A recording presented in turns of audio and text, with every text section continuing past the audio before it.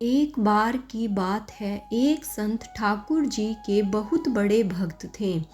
वह प्रेम भरे हृदय से पूरे दिन रात ठाकुर जी की सेवा में लगे रहते थे।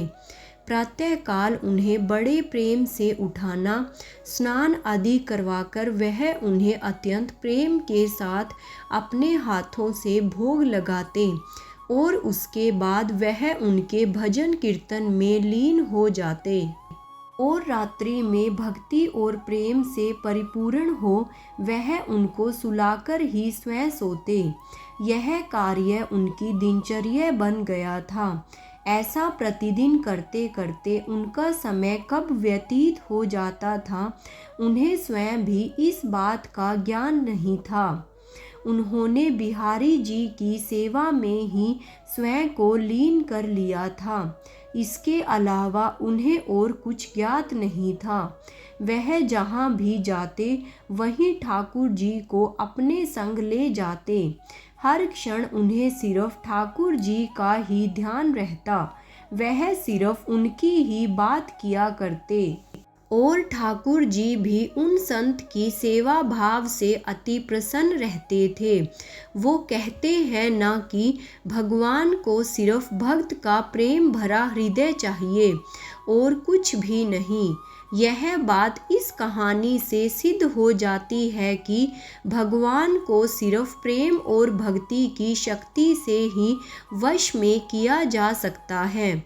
एक बार वह संत कुछ अन्य संतों के साथ ट्रेन की यात्रा कर रहे थे।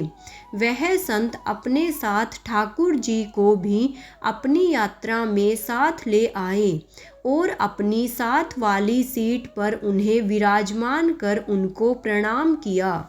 अब उन संत ने अन्य संतों के साथ मिलकर प्रभु की भक्ति में ओतप्रोत होकर प्रभु भजन और कीर्तन आरंभ कर दिया।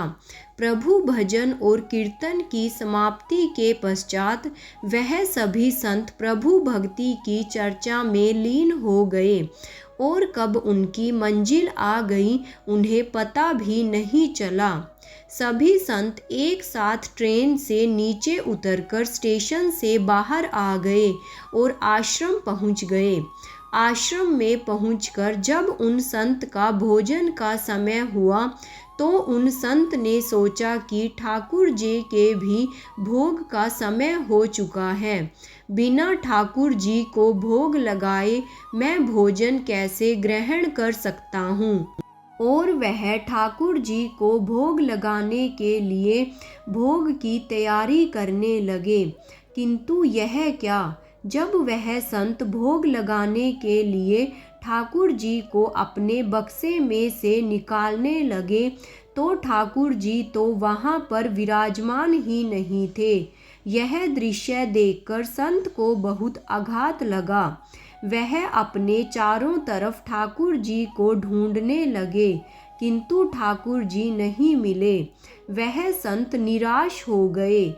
अब उन्होंने अपनी व्यथा अन्य संतों से कही तो सभी संत मिलकर पूरे आश्रम में ठाकुर जी को ढूंढने लगे किंतु ठाकुर जी कहीं नहीं मिले।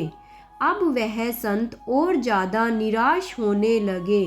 वह सोचने लगे कि बिना ठाकुर जी के मैं क्या करूँगा। यह बात सोचते सोचते उनके नेत्रों से अश्रु की धारा बहने लगी। यह देखकर अन्य संत उन सज्जन संत को समझाने लगे कि कोई बात नहीं, यदि आपके ठाकुर जी नहीं मिल रहे हैं तो हम आपको दूसरे ठाकुर जी ला देंगे, किंतु आप अपना मन हल्का मत करिए। किंतु वह संत नहीं माने। वह लगातार रोए जा रहे थे और यही कह रहे थे कि मुझे तो अपने वही ठाकुर जी चाहिए जिनसे मैं रोज लाड लड़ाता था, उनके अलावा अन्य कोई नहीं चाहिए। उन्होंने अन्न और जल भी ग्रहण नहीं किया। ऐसा करते करते 4-5 घंटे बीत गए। इधर ठाकुर जी कहीं मिल नहीं रहे थे और उधर संत जी की तबीयत रो रो कर खराब होती जा रही थी।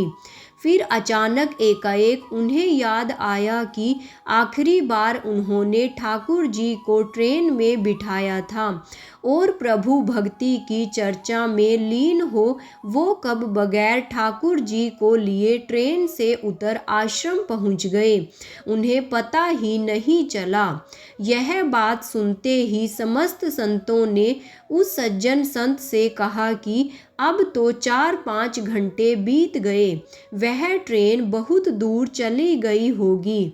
यह बात सुनकर सज्जन संत ने अन्य सभी संतों से कहा कि मुझसे गलती हो गई कि मैं बगैर अपने ठाकुर जी को लिए ट्रेन से उतर आश्रम पहुंच आया, किंतु मेरे ठाकुर जी मुझे छोड़कर कहीं नहीं जाएंगे। मुझे पूर्ण विश्वास है कि ठाकुर जी मेरी वहीं प्रतीक्षा कर रहे होंगे। एक भक्त का अपने प्रभु के प्रति ऐसा आत्मविश्वास देखकर वहां उपस्थित सभी संत उन सज्जन संत को साथ लेकर स्टेशन की ओर चल दिए। स्टेशन पहुंचकर संतों ने स्टेशन मास्टर को अपनी सारी कहानी सुनाई। यह बात सुनकर स्टेशन मास्टर ने संतों से कहा कि एक ट्रेन पिछले 4-5 घंटे से स्टेशन पर ही खड़ी है। हम सभी बहुत परेशान हैं कि बिना किसी तकनीकी समस्या के वह ट्रेन आगे क्यों नहीं बढ़ रही है। स्टेशन मास्टर की इन बातों को सुनकर संतों को समझने में तनिक भी देर ना लगी कि यह सब तो उस लीलाधर की एक लीला थी और वह मुस्कुराते हुए अपने ठाकुर जी को लेने चल दिए। ट्रेन की बोगी में पहुंचकर जब उन संत ने ठाकुर जी को देखा तो ऐसा लगा मानो जैसे वह एक बच्चे की भांति बैठकर अपने पिता का इंतजार कर रहा हो कि कब उसके पिता आएंगे और उसे ले जाएंगे। तब उन संत ने ठाकुर जी को प्रणाम कर और क्षमा याचना करते हुए ठाकुर जी को लेकर ट्रेन से नीचे उतर गए। अंत में यह दृश्य देखकर सभी अचंभित रह गए। जब वह संत अपने ठाकुर जी को लेकर जैसे ही ट्रेन से नीचे उतरे वैसे ही वह ट्रेन भी चल दी जो बिना किसी तकनीकी समस्या के स्टेशन पर पिछले 4-5 घंटे से खड़ी थी। वहां खड़े सभी सज्जन पुरुषों ने भक्ति की शक्ति का यह दृश्य देखकर सभी ने ठाकुर जी के चरणों में शत शत प्रणाम किया और आश्रम की ओर चल दिए।